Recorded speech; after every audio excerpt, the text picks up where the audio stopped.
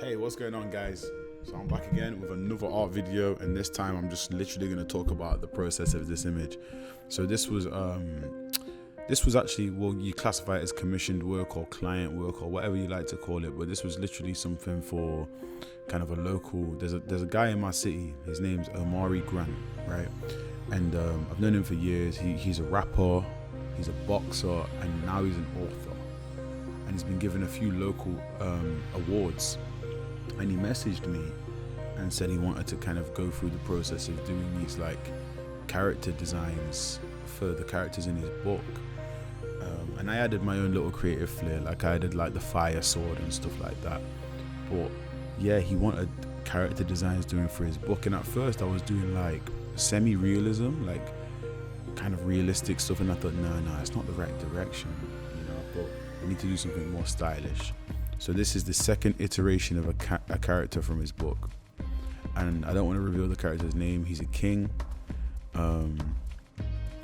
but he's like kind of the antagonist of the book, I guess.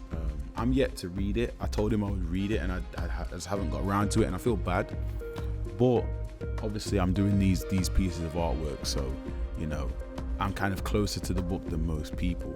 But I'm gonna read it properly and kind of really understand who this character is. But from the descriptions that he gave me, he's like an overprotective king whose daughter kind of gets with a pauper, and that's kind of the crux of the story. But end of the day, the process was very simple. It was very much lines and color, and I was experimenting with Procreate's blending brushes because I realized how good they were. Like the blending brushes in Procreate have gotten really good.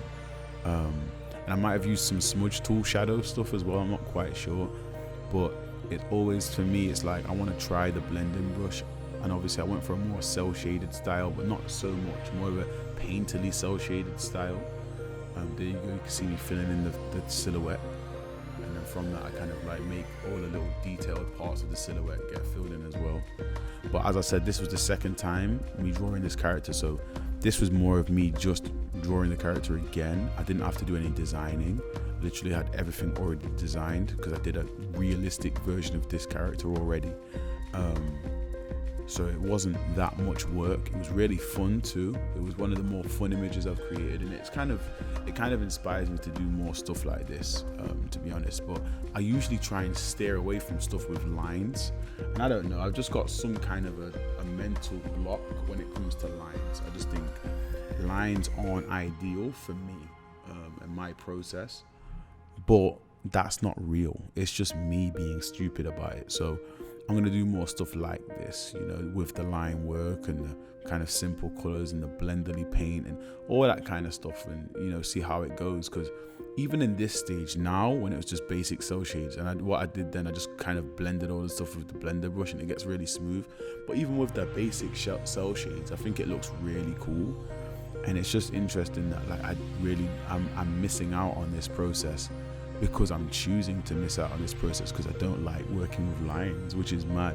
And I used to love working with lines, but then when I started to see like more painterly images and stuff like that, I just got to a point where I just wasn't as keen on line stuff. I felt like it was a crutch, and I think I've still carried that with me further on into my artistic life, and I don't think it's a good mentality at all. I think lines are fantastic and we should use them to our advantage to kind of get our message across, because all we are is people getting our message across. All we are is people that are problem solving artistically, solving visual problems, and that's all it really comes down to. So for me, thinking so much about how lines are and not using them is a bit nutty personally. But that's enough about that. So we've got into the background now, and obviously I didn't want the background to be that elaborate because I wanted it to be more focused on the character.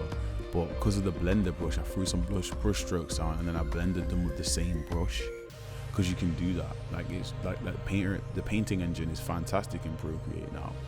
And even myself, I underestimate that painting engine because I haven't utilized it that much, and I should do more stuff just to kind of show that engine. But as I said, like this image here, I probably should have a whole gallery filled with stuff like this because I really like this image. This is one of my favorite images personally.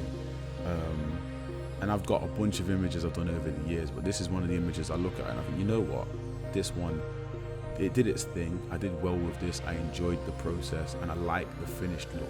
I think it looks professional and clean, you know, and I'm reasonably proud of it myself. And I did a lot of things and I added a lot of effects, and you know, it's just a testament to like how good Procreate is getting as an artistic tool. And it was already really good if you look at what everyone else has been doing, you know. But for me, it was just like a little breakthrough moment of that. Yeah, that Blender brush is fantastic. But yeah, guys, thank you for watching. See you guys in the next one. Please like and subscribe. It helps me get off the ground. Share if you want to also. Peace.